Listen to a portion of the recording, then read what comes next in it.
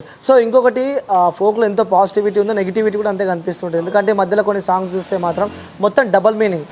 ఆ సాంగ్స్ చూస్తుంటే మొత్తం డబల్ మీనింగ్. అంటే ఫోక్కి చాలా వాల్యూ ఉంది. సో ఆ ఫోక్ లాంటిది ఇండస్ట్రీ సినిమాలలో పెడుతున్నారు. కానీ కొన్ని సాంగ్స్ వల్ల కూడా మీకు ఎప్పుడైనా నెగిటివ్ వస్తుంది, ఈ ఫోక్ అనేది దానిపైన మచ్చబడుతుంది అని చెప్పి ఎప్పుడైనా మీ మైండ్లో కానీ ఎప్పుడైనా మీ మనసులో కానీ? ఇప్పుడు మనం నార్మల్గా ఏవైతే కరెంట్ అఫైర్స్ మనం చూస్తున్నామో న్యూస్లో కానీ ఏదైనా ఇప్పుడు ఇంతమంది ఉంటుండే, అంటే స్టిల్ ఒక 4 to 5 years బ్యాక్ ఏదైనా ఒక విషయం వస్తే ఆ విషయం ఒక సంవత్సరాల తరబడి స్ప్రెడ్డింగ్ అయ్యేంత టైమింగ్ ఉంటుండే. ఇప్పుడు ఏంటంటే డిజిటల్ ఎక్కువైపోయింది, సోషల్ మీడియా ఎక్కువైపోయింది, ప్లాట్ఫామ్స్ ఎక్కువైనాయి. రోజుకి ఒక కొత్త టాపిక్, ఎవ్రీడే ఒక కొత్త టాపిక్. నిన్న వచ్చింది ఈరోజు గుర్తులేదు, మొన్న వచ్చిన టాపిక్ మొన్ననే హాట్ టాపిక్, మళ్ళీ 3 days తర్వాత అసలు ఆ టాపిక్ అనేది గుర్తులేదు. సాంగ్స్ కూడా అంతే, వల్గర్ వచ్చింది అనుకోండి, ఒక సాంగ్ వల్గర్ వచ్చింది, లైక్ ఏదో కమ్యూనిటీ వాళ్ళు ఏదో ఒక వర్గానికి చెందిన వాళ్ళు వచ్చి పాట మీద కొన్ని రోజులు ఒక డిబేట్ ఏదో చేసి క్రియేట్ చేసి అయిపోయింది, అది అక్కడితో క్లోజింగ్. ఆ రోజు evening end of the day ఇంకో టాపిక్ వస్తుంది, పీపుల్స్ అంతా వెళ్ళిపోతారు. సేమ్ ఇప్పుడు మనకి పొలిటికల్ పవర్స్ ఇట్లే ఉంటాయి కదండి. ఇట్స్ లైక్ ఇప్పుడు పొలిటికల్ ఉంది, ఏదైనా ఒక లీడింగ్ పార్టీ ఉంది, ఒక ఇష్యూ అవుతుంది వాళ్ళకి సంబంధించింది, వాళ్ళు ఏం చేస్తారు, ఇంకేదో న్యూస్ ఇంకేదో ప్రాబ్లమ్ ఇష్యూ క్రియేట్ అవుతుంది ఇంకెక్కడో, ఇక్కడ నుంచి ఇదంతా కట్ అయిపోయి అటు వెళ్ళిపోతుంది. సేమ్ సాంగ్స్ కూడా అంతే, మనుషుల మైండ్ కూడా అంతే, వాళ్ళకి ఎంటర్టైన్మెంట్ కావాలి, అది ఎక్కడ ఉంటే అక్కడ వెళ్ళిపోవడమే, స్వింగ్ అంతే. ఓకే. సో ఎప్పుడైనా సరే మీరు ఈ ఫోక్లో సాంగ్ చేస్తున్నప్పుడు డిస్టర్బెన్స్ కానీ ఇబ్బందులు కానీ అలాంటివి ఏమన్నా ఎదుర్కొంటారు? అఫ్ కోర్స్ ఉంటాయి, బట్ మీరు ఇన్ని 7-8 years ఎక్స్పీరియన్స్లో సో ఈరోజు sad day, the baddest day ఈ సాంగ్లకు సంబంధించి చెప్పాలంటే ఏం చెప్తారు? చాలా ఉన్నాయి. అంటే మనం కొన్ని పాటలు చేసేటప్పుడు మాకు యాక్సిడెంట్లు కూడా అయినాయి. యాక్సిడెంట్స్ అంటే కారులో పోతున్నప్పుడు రోడ్ల మీద చాలా జరిగినాయి. మేము లాంగ్ డ్రైవ్ చేసినప్పుడు నైట్ పూట పడుకొని బండ్లు మొత్తం కిందికి దిగినాయి. ఇట్లా చాలా ఉన్నాయి తెలుసుకుంటా. అంటే ఒక్కొక్క సాంగ్ ఒక్కొక్క జర్నీ ఉంది. ఒక దగ్గర కెమెరాలు పట్టుకోవడం, లైక్ వేరే పోలీస్ వాళ్ళు వచ్చేసి డబ్బులు, ఇట్లాంటివి చాలా ఉన్నాయి. మనం ప్రతి సాంగ్లో ఒక కొత్త ఎక్స్పీరియన్స్ ఇక మరీ ఎస్పెషలీ పర్టికులర్గా ఇంత పెద్ద ఇష్యూ అంటూ అయితే ఏం లేదు. ప్రతి పాటకి ఏదో ఒక ఇష్యూ, జర్నీలో కావచ్చు, ఫైనాన్షియల్గా కావచ్చు, మనీ. కొంతమంది ఆర్టిస్టుల వైజ్లో మనం ఏదైతే ఆర్టిస్టులను తీసుకున్నా వాళ్ళ దగ్గర నుంచి న్యూసెన్స్ ఒకటి. సో ఇట్లా ప్రతి దాంట్లో ఏదో ఒక కొత్త డిఫరెంట్ ఎక్స్పీరియన్స్ని ఫేస్ చేసినాం. End of the day finish చేసుకున్నాం. కొన్ని పాటలు ఇంకా రిలీజ్ కాని పాటలు కూడా ఉన్నాయి నా దగ్గర ఇప్పటికి. స్టిల్ 2-3-4 years బ్యాక్ షూట్ చేసిన ఫుల్ అవుట్పుట్ రష్ అట్లనే ఉంది. అది ఎందుకలా?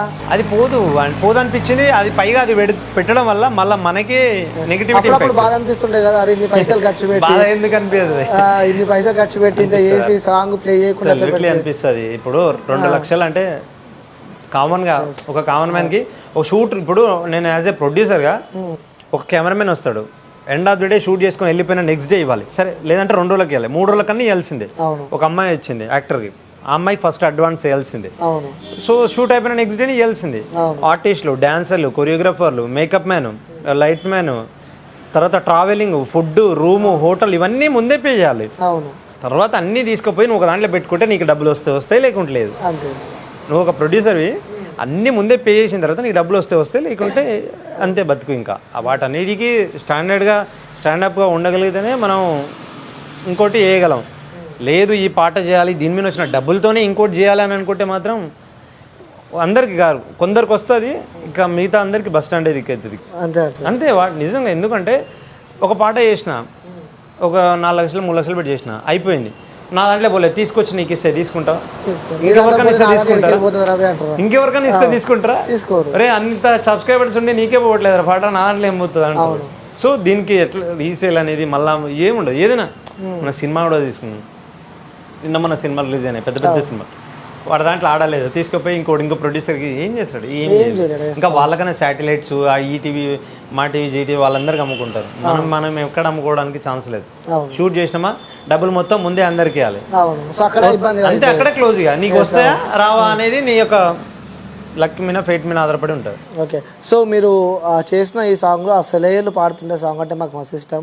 సో మీరు బయటికి వెళ్ళాలి ఉంది, సో చాలా ఇబ్బంది పెట్టండి ఇప్పటికే నాకు అర్థమైపోయింది. సో మళ్ళీ మనం స్టూడియోలో ఇంటర్వ్యూ చేద్దాం, రోజు కంటిన్యూ చేద్దాం. సో చివరిగా మా వ్యూయర్స్ కోసం ఆ సాంగ్ పాడి ఎండ్ చేస్తారని చెప్పి అనుకుంటున్నాను. ఒక 2 lines పాడతాను, ఎందుకంటే నాకు లిరిక్స్ కూడా గుర్తులేవు. Okay.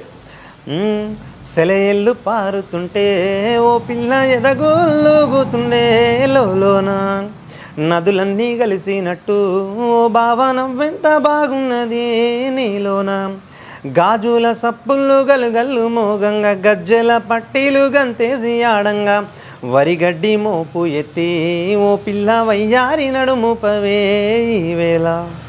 Super bro. So thank you so much. So చివరిగా వ్యూవర్స్కి చెప్పాలంటే ఏం చెప్తారు? మిమ్మల్ని ఇష్టపడే వ్యక్తులకు కానీ మిమ్మల్ని ఫాలో అయ్యే వ్యక్తులకు చెప్పాలంటే ఏం చెప్తారు? అందరికీ నమస్కారం. సో నేను ఒక మంచి కంటెంట్తోనే మీ ముందుకు రావాలని అనుకుంటున్నాను. నాకు కొంచెం టైం ఇవ్వండి. సో మన క్యూబ్ టీవీ అనిల్ బ్రో ద్వారా చెప్తున్నాను, ఒక మంచి కంటెంట్ అంటే మీరు ప్రౌడ్గా చెప్పుకునే ఒక కంటెంట్ ప్రతి ఒక్కరి ఇంట్లో ప్రతి ఒక్కరు మొబైల్లో ప్లే చేసే ఒక మంచి పాట మీ అందరి కోసం. మీ అందరికి కూడా తెలుసు, రీసెంట్గా ప్రోమో కూడా చిన్న లూప్ కూడా లాంచ్ చేసిన. సో మీ అందరికి వస్తుంది. ప్రతి ఒక్క పెళ్ళిలో ఈ పాట పెట్టుకొని ప్రతి ఒక్కరు ఎంజాయ్ చేసే విధంగా ఈ పాట, ఇందులో ఉండే వీడియో కానీ ఆ ఫ్రేమ్స్ కానీ అద్భుతంగా వస్తాయి మీ ముందుకు. అప్పటిదాకా వెయిట్ చేయండి.